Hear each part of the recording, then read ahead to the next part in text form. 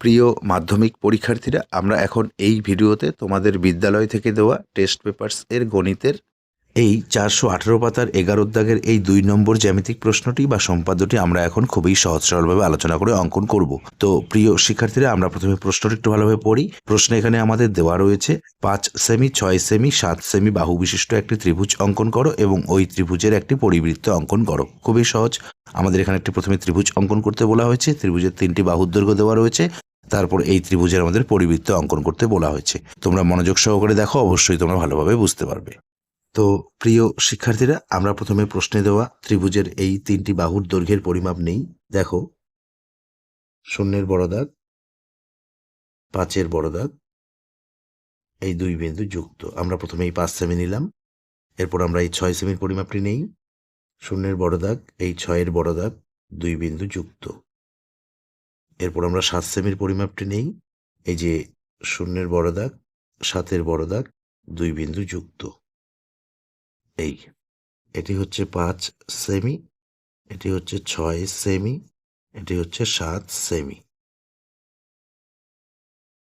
আমরা এখন এই খাতার পেজের মাঝে এখানে একটি রশ্মি নেব। তো রশ্মিটি আমরা অবশ্যই এই 7 সেমির থেকে বড় নেব।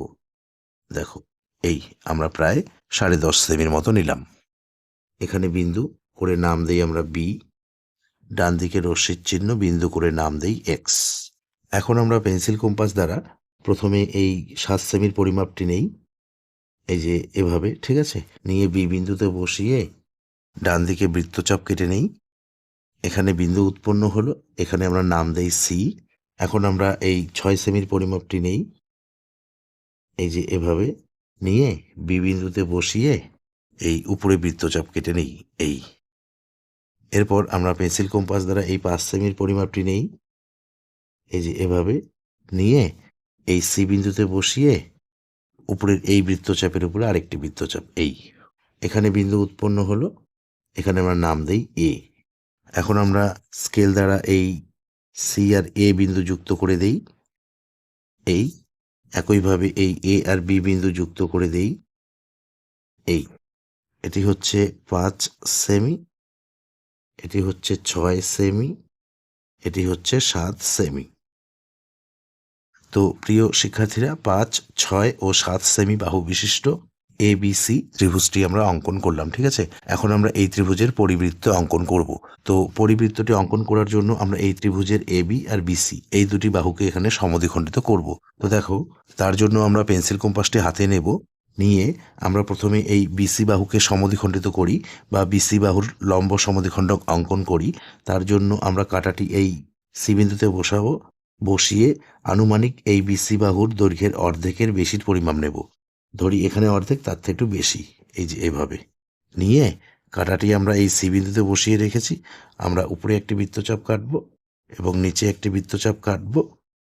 এই পরিমাপটি আমরা এই বি বিন্দুতে বসাবো, বসিয়ে উপরের বৃত্তচাপের উপরে আরেকটি বৃত্তচাপ কাটব এবং নিচের বৃত্তচাপের উপরে আরেকটি বৃত্তচাপ কাটব। এই যে এখানে বিন্দু উৎপন্ন হলো এবং এখানে বিন্দু উৎপন্ন হলো।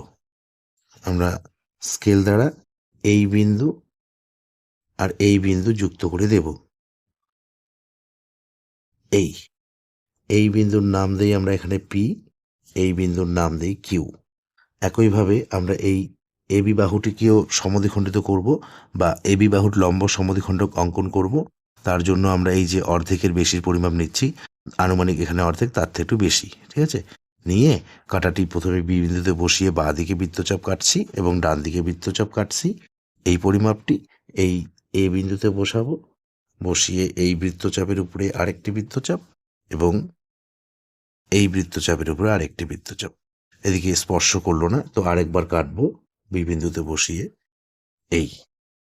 এখানে বিন্দু, এখানে বিন্দু, এই বিন্দুর নাম দেই আর, এই বিন্দুর নাম দেই এস।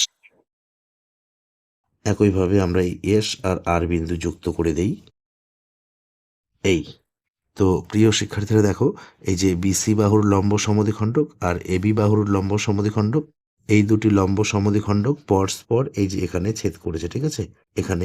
এখানে বিন্দু উৎপন্ন হয়েছে, এখানে আমরা নাম দেই ও। এখন আমরা স্কেল দ্বারা এই ও আর বি বিন্দু যুক্ত করে দেই।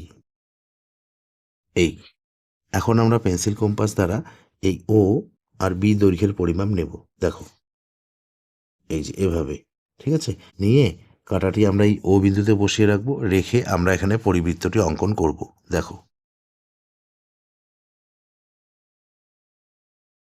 এই তো প্রিয় শিক্ষার্থীরা, আমরা এই যে ABC ত্রিভুজের পরিবৃত্ত অঙ্কন করলাম।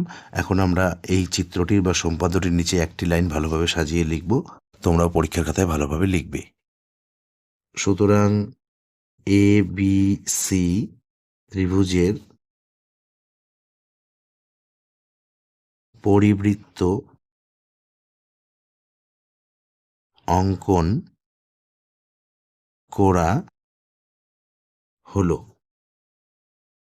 যার পরিবেশার্ধ,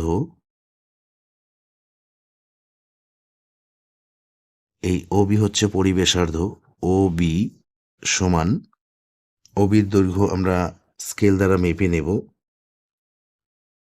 1 2 3 3.6 সেমি, 3.6 সেমি প্রায়।